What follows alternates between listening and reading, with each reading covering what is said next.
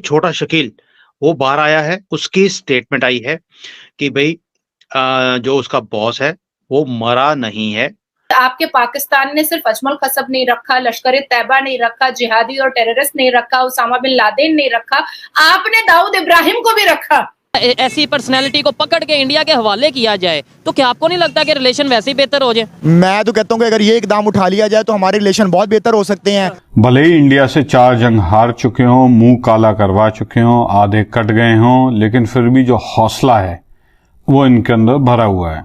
आज उग्रवादियों को जस्टिफिकेशन देनी पड़ रही है कि सर कुछ नहीं हुआ, हमारा आदमी बचा हुआ है। अब इंडिया हम पर ये इल्ज़ाम धरेगा और पूरी दुनिया हम पर ये कहका लगाएगी और हमारा ठट्ठा उड़ाएगी कि हम लोग इनको पनाह देते हैं। पाकिस्तान को चाहिए पैसा और पाकिस्तान की सेना जो है उनको आप डॉलर दें, दुनिया में आप कुछ भी करें, आप आ जाएं, यहाँ पे आपको मिलेगी जगह।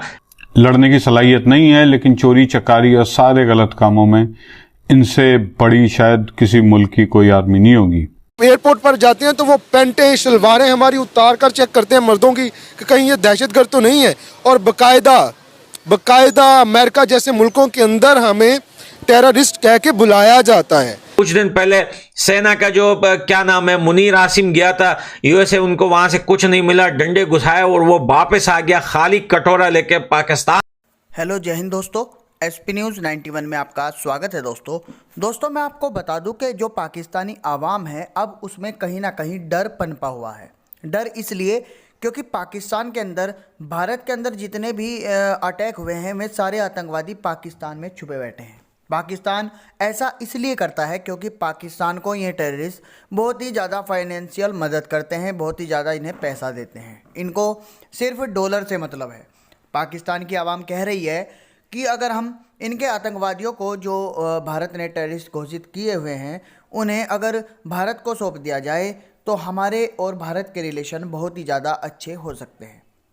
लेकिन पाकिस्तान की जो पॉलिटिशियंस हैं, पाकिस्तान के जो जाहिल लोग हैं, कुछ लोग ऐसे हैं जो मतलब बिल्कुल भी ऐसा नहीं चाहते क्योंकि वो अपना फ़ायदा देखते हैं। उनकी आवाम पिसती रहे बिजली के बिना, आटे के बिना, उनके चाहे बिल्कुल उनके पास में खाने को दाने भी नहीं हो, लेकिन उसके बावजूद भी वो सबसे पहले उनको सिर्फ डॉलर से मतलब है।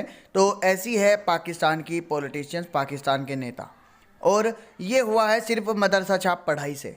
जो लोग अपने आप को पढ़ा लिखा कहते हैं वो सब मदरसा छाप हैं। उनकी अगर सोच का अंदाज़ा आप लगा सकते हैं तो उनके अंदर सिर्फ और सिर्फ जहालत भरी हुई है।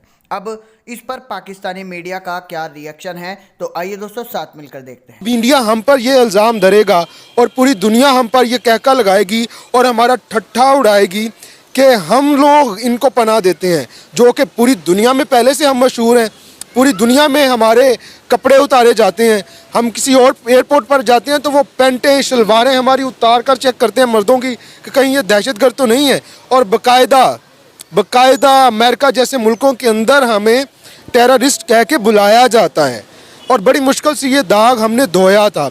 ज़रबुज़ ऑपरेशन हो, उससे पहले 1-2 ऑपरेशन चल रहे थे, वो उसके ज़रिए से बेशक हमने बड़ी जानें दी, अपने बहुत सारे शोहदा पेश किए, कुर्बानी है, लेकिन सारे लोग जो हैं इतनी कुर्बानियों के बावजूद भी हम कामयाब नहीं हो सके। देखिए ना, बहुत अरसे तक इंडिया ये कहता रहा कि दाऊद इब्राहिम पाकिस्तान में पनाह गज़ीर है, उसे हमारे हवाले कर दिया जाए।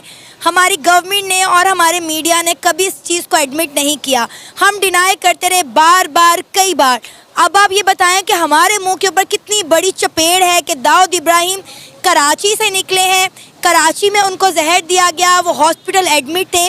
और अब जब कल ये खबर ब्रेक हुई है, आपने उस वक्त पाकिस्तान के हालात देखे थे। आधे से ज़्यादा नेटवर्क जो थे वो बंद थे, हमारी वेबसाइट्स बंद कर दी गई। कराची जो पाकिस्तान का सबसे बड़ा एयरपोर्ट है, वहाँ की लाइट शट डाउन कर दी गई। कहा जा रहा है कि कुछ ज़राए के मुताबिक पता चला है कि दाऊद इब्राहिम की जान को ख़तरा था, लिहाजा उन्हें कराची एयरपोर्ट से रात गए गायब कर दिया गया, इसलिए कराची एयरपोर्ट की लाइट जो थी वो बंद कर दी गई। देखें, हम पूरी दुनिया के अंदर अपनी खुदी को उठाकर डॉलरों के भाव बेच देते हैं और हमें इससे कोई फ़र्क नहीं पड़ता। तो क्यों नहीं हम ये करते कि अगर कोई बंदा यहाँ पर लुका छुपा हुआ है तो हम उसको पेश करें, उन कुव्वतों के हवाले करें जिसकी रिक्वायरमेंट है। सुना है कि उस पर बड़े $1 मिलियन जो है वो उसके सर का नाम रखा हुआ था। तो डॉलर्स की ज़रूरत तो यहाँ रहती ही रहती है। कोई ऐसा साल के अंदर दिन नहीं आता जब पाकिस्तान को डॉलर्स की ज़रूरत नहीं होती। और बाज़ का तो हमारे प्राइम मिनिस्टर्स को बाहर जाकर ये कहना पड़ता है कि मैं मांगने नहीं आया, मेरी मजबूरी थी। तो क्या ये बेहतर नहीं होगा कि हम मांगे बगैर हमारा टॉप हम खुद हमारे पर ये एक हम नॉमिनेट हो जाएंगे कि हम दहशतगर्दी के ख़िलाफ़ हैं, और हम कोई अगर यहाँ पर पनाह गज़ीन है दहशतगर्द तो हम उसको पकड़कर पेश कर दें। हाफिज सईद की बात करें तो वो भी पाकिस्तान में मौजूद है, अब पाकिस्तान इवन लाहौर में मौजूद है। या तो देखें अपनी क्लियर कट फॉरेन पॉलिसी, अपना क्लियर कट स्टांस रखें, ये बोलेंगे भाई नहीं जी हाफिज सईद को हम टेररिस्ट नहीं मानते, इंटरनेशनल लेवल पे आके बोलें और ओपनली उन्हें जो भी वो करता है उसे आज़ादी के साथ करने दें। इंटरनेशनल लेवल पे दुनिया को ये बताया जाता है कि हमने जेल में कैद रखा है, ठीक है। पब्लिक को ये बताया जाता है कि ये भाई हमारे जो से बहुत बड़े मुजाहिद हैं, बहुत बड़े लीडर हैं। क्या ये देखें इससे पब्लिक का भी नुकसान नहीं है, मेरा आपका इन बच्चों का नुकसान नहीं है कि हमें ही कंफ्यूज किया जा रहा है? देखिए सबसे पहले तो क्लियर कट एक आपकी पॉलिसी होनी चाहिए कि आप हाफिज सईद है या 2 3 4 नाम आपके पास जितने भी हैं, जितने भी नाम है वो नाम लेना नहीं चाहता मैं, उनको आप क्लियर कट करें कि यार ये टेररिस्ट है, मुजाहिद है, हमारे लॉयल बंदे हैं, जो भी है आप उनको क्लियर कट करें। और वही जो फॉरेन पॉलिसी है आप वो वाजिया करें लोगों के सामने। ये ऐसा मत करें, देखिए इससे आपका जो इमेज है वो इंटरनेशनल दुनिया के अंदर बहुत ज़्यादा ख़राब हो रहा है। और दूसरे नंबर पे देखें हमारे यहाँ ये जो 2-4 तहरीकें बनाएंगी, इसके भी सबसे बड़ा मसला ये हुआ कि जो हमारी डिक्टेटरशिप थी उसके अंदर इस तरह की तंजीमों को बनाया जाता था और प्रॉपर उसके अंदर फंडिंग की जाती थी और उनको लॉन्च किया जाता था। उनके पॉलिटिकल उनके दुश्मन होते थे, उनके खिलाफ लॉन्च किया जाता और फिर उसको इनसे संभाले नहीं जा रहे बाद में। अब हाफिज सईद है, वो दूसरे हैं। देखिए सबसे पहले आप देखें जो भी इंसान दुनिया के अंदर किसी इंसान को नुकसान पहुंचाता है, चाहे वो किसी भी कंट्री से बिलोंग करता है, किसी भी मजहब से बिलोंग करता है, आपकी उसके साथ कोई हमदर्दी नहीं होनी चाहिए, ठीक है। आप उसके खिलाफ बात करें, कम से कम अपने मुल्क का स्टांस बेहतर करें। दिलशाद भाई मुझे ये बात बताएं, लेट्स सपोज अगर पाकिस्तान की बात करें, पाकिस्तान में अगर दाऊद इब्राहिम मौजूद है, ठीक है, और ये देखें ये इंडियन एजेंसी तो बहुत देर से ये कहती नजर आ रही है, इवन उन्होंने काफी फुटेजेस भी दिखाई कि भाई ये हमने यहाँ पे देखा वहाँ पे देखा। वो ये बताएं वही अगर ऐसी पर्सनैलिटी को पकड़ के इंडिया के हवाले किया जाए तो क्या आपको नहीं लगता कि रिलेशन वैसे ही बेहतर हो जाए? मैं तो कहता हूँ कि अगर ये इकदाम उठा लिया जाए तो हमारे रिलेशन बहुत बेहतर हो सकते हैं। और दूसरे नंबर पे ये हमारी नंबर 1 एजेंसी नहीं है, नंबर 1 एजेंसी है, ठीक है, जिसका कोई असर और रसूख नहीं है हमारे मुल्क के ऊपर। इनका काम सिर्फ और सिर्फ, मैं उस तरफ जाना नहीं चाहता, इनका काम सिर्फ और सिर्फ लोगों को ब्लैकमेल करना है, उनकी वीडियोस बनाना है। आप जी दावा करते रहे पिछले 40 साल से तो हम सुन रहे हैं कि नंबर 1 एजेंसी, नंबर 1 एजेंसी। जब एबटाबाद के अंदर ऑपरेशन हो रहा था आपकी नंबर 1 एजेंसी किधर थी? अभी अगर वो बंदा इस तरह मौजूद है तो आपकी नंबर 1 एजेंसी किधर है?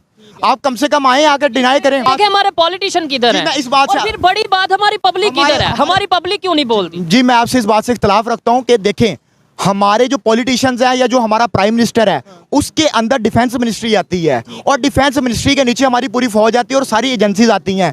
तो ये काम पॉलिटिशियन का जरूर है, लेकिन ग्राउंड लेवल पे उन लोगों ने काम करना है। और आपको इस बात का पता है कि हमारा प्राइम मिनिस्टर कितना ज़्यादा आज़ाद होता है, तो उनका कसूर नहीं है, मैं हमेशा यही कहता हूँ। तो कसूर उन लोगों का है जो इस टाइम पे वो काम कर रहे हैं। तो अगर हमारे मुल्क के अंदर मौजूद है तो ये हमारे मुल्क की बेहतरी, बेशक इसमें लोग मुझे गद्दार कहें, आपको गद्दार कहें, किसी को कहें, वो कहते भी हैं ऑलरेडी, लेकिन मैं ये समझता हूँ कि ये मेरी जिम्मेदारी है। और दिलशाद भाई जैसे लोग जब ओपनली बात करते हैं तो बड़ी हिम्मत मिलती है कि यार कोई तो है जो हमारे साथ खड़ा हो रहा है, कोई तो है जो इस चीज को समझ रहा है कि यार ये पाकिस्तान को बदनाम नहीं किया जा रहा, पाकिस्तान की बेहतरी के लिए बात की जा रही है। आज मैं ये कहता हूँ, लेट्स सपोज मुझे जो सारे लोग, जो भी लोग ये कहते हैं कि भाई ये पाकिस्तान का इमेज खराब करता है, ये पाकिस्तान को डिग्रेड करता है, आज मैं उन सबसे सवाल करता हूँ कि आज जो पूरी दुनिया में दाऊद इब्राहिम के बारे में खबर चल रही है, इसका जिम्मेदार भी मैं हूं। क्या मैंने ये खबर चलाई? मतलब मैं इस तरीके से इन चीजों को, मतलब ये कहा जाता है कि भाई आप ऐसी चीजों पे बात ही ना करें।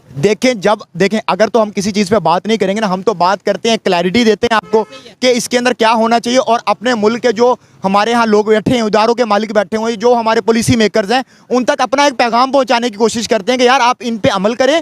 क्योंकि यार देखो हमारी अब देखें हमारी जो पाकिस्तान की आबादी है वो ज़्यादातर यंग जनरेशन है, ज़्यादा आबादी। तो भाई हमने यंग जनरेशन के लिए कुछ करना है। अगर आप कहीं ना खुदा ना खासा अल्लाह ना करे अगर आप ब्लैक लिस्ट हो जाते हैं तो हमारे मुल्क के ये जो बच्चे हैं, ये जो हमारा फ्यूचर है, ये हम किधर जाएंगे? अभी ईरान के ऊपर सेक्शंस लगी हुई है ना, तो उनका क्या हाल हुआ है, ठीक है। वो चाह के भी, हालांकि उनके पास तेल के जितने ज़खायर हैं इतने शायद मिडिल ईस्ट के पास भी नहीं है, लेकिन वो चाह के भी कुछ नहीं कर पा रहे। वो बेचारों को ब्लैक में तेल बेचना पड़ता है, जो भी उनके मसाइल होते हैं। तो अगर हमारे ऊपर ये मामला लग जाते हैं, यार पहले हमारी इकोनॉमी कहाँ पे खड़ी हुई है, पहले हमें तनख्वाहें देने के लिए लोन लेना पड़ता है, IMF की ट्रेंच लेने के लिए हमें मिन्नतें मारनी पड़ती हैं। हैं। और अगर हम ब्लैक लिस्ट के अंदर चले गए तो ना तो हमें चाइना ने पकड़ना है और ना हमें किसी और मुल्क ने पकड़ना है।